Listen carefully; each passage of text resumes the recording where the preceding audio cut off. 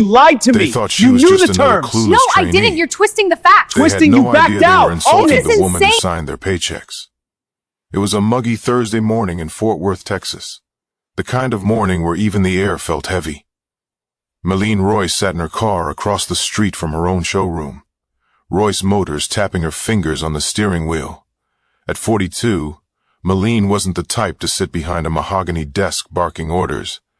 She built Royce Motors from the ground up, from selling used trucks out of a gravel lot to running 3 high-end dealerships across Texas. Her life had been a constant grind. She believed in hard work and getting her hands dirty when she had to. But lately, something had been eating at her. Complaints trickling in, customers feeling disrespected, deals slipping away. She heard the excuses from management. Oh, just a few bad apples, they'd say. Nothing to worry about.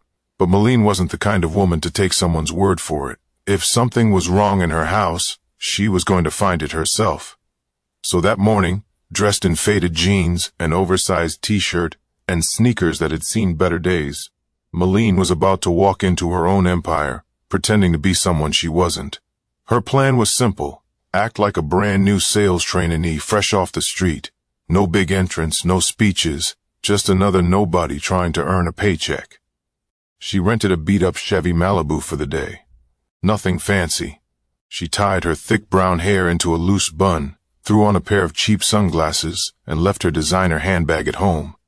She looked in the mirror one last time. If she didn't know better, even she wouldn't have recognized herself. This is crazy, she muttered under her breath. But it's the only way. Sliding out of the car, she felt a weird mix of nerves and excitement crawling up her back. Malene Royce, the woman who closed million-dollar deals without blinking, was about to walk into her own business. Invisible, she crossed the street, pushing open the glass doors to the showroom. The cool blast of air conditioning hit her face along with the new car smell that had always been her favorite part of the job. Inside, sleek black floors gleamed under the lights. Rows of polished Cadillacs, Lincoln and Jaguars sat like trophies, waiting for their next owners. Big money rolled through this place every day. Malene barely had a foot inside when a man in a crisp blue suit looked up from his desk. His name tag read, Troy Stanford, Senior Sales Executive. Troy gave her a quick once-over, a flicker of judgment crossing his face. "Can I help you?" he said, voice flat. Malene smiled, keeping her act tight. "Yeah, I'm here to start training. HR sent me over." Troy leaned back in his chair, let out a slow, exaggerated sigh, and called over his shoulder, "Another one for you, Greg." From behind a glass-walled office, a balding man in his 50s shuffled out, looking like he'd rather be anywhere else. "New blood, huh?" he said, barely glancing at Malene. "All right, come on, let's get you situated." Malene followed him across the floor, heart thudding harder than she expected. So far, it wasn't looking good. But as she would soon find out, this was just the beginning of something much worse. Greg led Malene through the maze of glossy cars and shiny brochures, barely saying a word. She caught snippets of conversation from nearby salespeople, laughter, small talk about weekend plans, a heated debate about commission splits. Nobody paid much attention to her. She was invisible. They stopped by a cramped desk near the back of the showroom. Greg grabbed a battered-looking training manual from a filing cabinet and slapped it onto the desk like it owed him money. "Read through this when you get a chance," he said, not bothering to hide his boredom. "We don't exactly babysit around here. You learn by watching. Got it?" Malene nodded, keeping her face neutral. "Got it?" Greg scratched his head, looked her up and down, then shrugged. "Just stay out of the way for now. If you see a customer walk in, grab someone else to help you." With that, he wandered back to his glass office, where he resumed scrolling on his phone like nothing had happened. Malene sat down slowly, her hands tightening into fists on her lap. She wasn't expecting a red carpet. But this was lazy, sloppy, and flayed-out disrespectful. If they treated a trainee like this, what did they do to customers? A few minutes later, a group of 3 salespeople gathered a few feet away from her desk, chatting openly. They spoke like she wasn't even there. "I give her 2 weeks," a tall woman with bright red nails said, laughing. "Tops. She's not going to last." Another guy, short with slicked back hair, chimed in. Bet she can't even tell a Range Rover from a Tahoe. The third, a heavy-set man with a booming voice, added, New hires ain't what they used to be. HR just sends us whoever's breathing these days. Malene kept her head down, pretending to read the menu. But every word cut deeper. She felt anger rising in her chest, but she pushed it down. She needed to see more, understand the full picture. The day dragged on. Customers wandered in, some serious, some just browsing. Malene tried to greet a couple of them, but every time she approached, someone swooped in front of her like she was invisible. At one point, she saw Troy, the first guy she met, flat out ignore an older couple because they didn't look rich enough. They left without even test driving a car. Nobody cared. Nobody noticed. By 4:00 p.m., Malene's head was pounding. This wasn't just a few bad apples. The whole orchard was rotten. She leaned back in her chair, staring at the high-end cars glinting under the showroom lights. All the pride she once felt seeing those cars lined up, it was gone. But before the day ended, something happened that made everything crystal clear. It was close to closing time, when Malene overheard something she wasn't supposed to. She had stepped into the staff break room, a cramped little space with a worn-out couch, a coffee machine that sputtered more than it brewed, and a tiny table stacked with old magazines. She was just reaching for a cup of water when she heard voices drifting in from the hallway. Troy, the guy who first sized her up, was laughing loud enough that the words bounced off the walls. "Did you see that new chick they dumped on us?" he said. HR must be scraping the bottom of the barrel. Someone else, maybe Greg, snorted. "Yeah, she looks like she wandered in from a flea market. No chance she sells even a bumper, let alone a whole car. Maybe we should take bets on how long she lasts." The woman with the bright red nay, Ellis added, chuckling. 3 days, 4 if she's stubborn. Malene stood frozen, water cup forgotten in her hand. Then came the final blow, the part that punched her right in the gut. "You know what it is," Greg said, his voice low but clear. "She's not our kind. She doesn't fit the image. Royce Motors is supposed to be premium. You know, we sell dreams, not yard sale specials." They all laughed hard. Malene backed out of the room, her heart hammering against her ribs. She walked straight past the polished Cadillacs and gleaming Jaguars, barely noticing them anymore. This wasn't just laziness or disorganization. This was poison, arrogance, a rotten core festering right under her nose while she sat in boardrooms trusting reports and spreadsheets. Malene stood by the front window, staring out at the darkening Texas sky. She felt anger, sure, but more than that, she felt a deep, gnawing sadness. These people didn't just disrespect a stranger. They disrespected everything she had built from nothing. Every late night, every risk she took, every dollar she scraped together to keep the lights on in the early days. None of it mattered to them. She thought about the young woman she used to be, broke, underestimated, treated like she didn't belong in the nice parts of town. She fought tooth and nail to prove she was worthy, and now her own employees were making others feel the same way. No, she couldn't let this slide. She wouldn't. But she knew if she acted too fast, they'd just call her emotional or say she took things personally. She needed to hit harder, smarter, in a way none of them would forget. Malene didn't rush. She stayed calm, collected, even when every fiber of her being wanted to storm back into that break room and tear them apart. She went back to her desk, pretending to flip through the training manual, acting like nothing had happened. She needed time to think. She needed to make sure that when she moved, it hit them like a freight train. Across the showroom, the staff kept laughing, joking, gossiping, oblivious. Greg was back in his office, feet kicked up on the desk. Troy was leaning against a new Escalade, scrolling on his phone. The woman with the red nails, her name was Jessica according to her badge, was filing her nails with a metal file like she had nothing better to do. Customers walked in and out. Nobody rushed to greet them. Nobody offered water or a smile. One woman in a sundress circled the lot 3 times looking for help before she gave up and left. Malene watched it all, her anger shifting into something colder, sharper.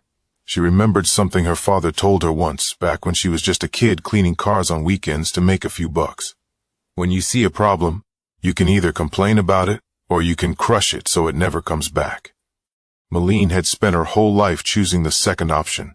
Today wasn't going to be any different. At 5:30 sharp, Greg stood up from his chair, clapping his hands once, loud enough to echo through the big hollow space. "All right, guys, wrap it up. Good job today," he called out like he hadn't been asleep half the afternoon. Friday night drinks at Murphy's. Don't forget. A few cheers went up. People started gathering their stuff, joking, making plans. Nobody even looked at Malene. To them, she was just a ghost, an afterthought. She stood up slowly, smoothing out the wrinkles in her cheap t-shirt. Then she did something nobody expected. Malene marched straight to the middle of the showroom, right between the gleaming Cadillacs and polished Jaguars, and clapped her hands together once, loud, sharp, commanding, every head turned.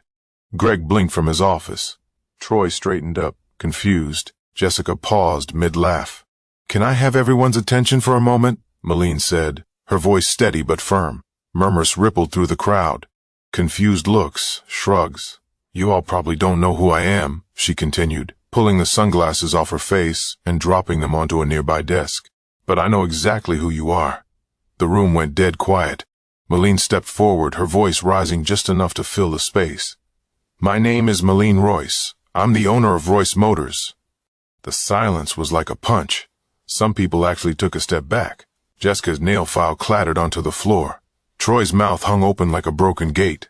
Greg, pale as a sheet, stumbled out of his office, stammering, wait. But Malene held up a hand, cutting him off cold, because what she was about to say next was going to change everything. Malene let the silence stretch just long enough for the weight of her words to sink deep into their bones. She wanted them to feel it, really feel it, before she ripped the floor out from under them.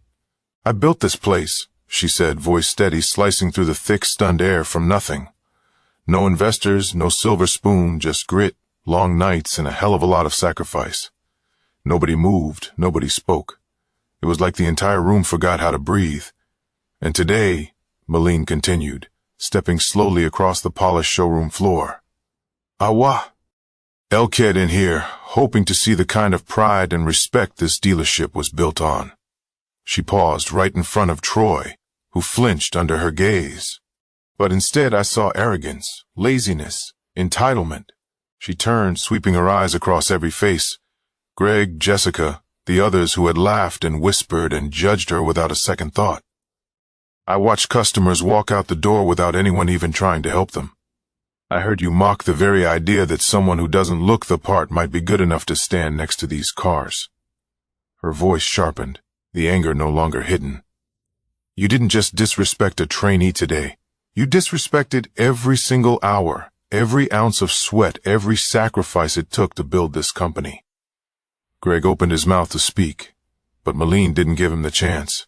"You," she said, pointing straight at him. "You're supposed to lead by example. Instead, you set the bar on the floor and still managed to crawl under it." Greg's face flushed deep red. He looked down at his shoes, mumbling something she couldn't even bother to care about. "And you," she said, turning to Troy, "judging people the second they walk through the door, thinking you're too good to sell to anyone who doesn't flash a Rolex or drive up in a Benz." Troy swallowed hard, but didn't dare say a word. Malene paused for a second, letting it all hang heavy in the air. Then she dropped the hammer. "As of this moment," she said, voice cold enough to freeze the air, "every single one of you is suspended, effective immediately." Gasps rippled through the group. Jessica's hand flew to her mouth. Someone in the back muttered, "She's serious." Malene nodded slowly. "You're going home today without a job to lean on. And when you come back, if you come back, it'll be under new rules. My rules." She walked back toward the front of the showroom, her voice rising one last time for everyone to hear. "This company is not about who looks rich enough. It's about how you treat people. Every single person who walks through those doors deserves respect because you never know who you're talking to."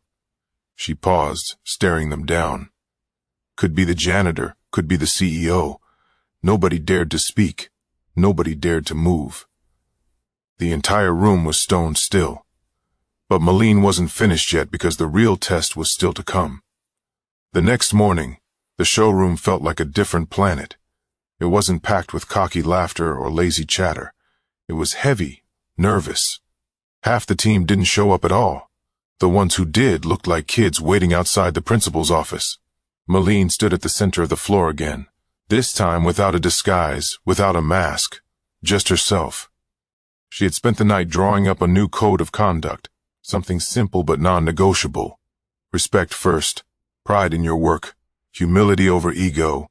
The handful of employees who showed up stood in a loose circle around her, heads bowed, some too ashamed to even meet her eyes. Malene held the papers in her hands, but didn't hand them out yet. First, she wanted to make sure they understood something deeper. "I'm not here today to humiliate you," she said, her voice softer but no less firm. "I'm here because I believe people can change if they want to." Troy shifted on his feet. Jessica wiped out her eyes with the sleeve of her blazer. Even Greg, the old lion of the group, looked smaller somehow. Malene continued, "You have two choices. You can leave now, no questions asked, or you can stay. But if you stay, it's a new game. We work for the customer.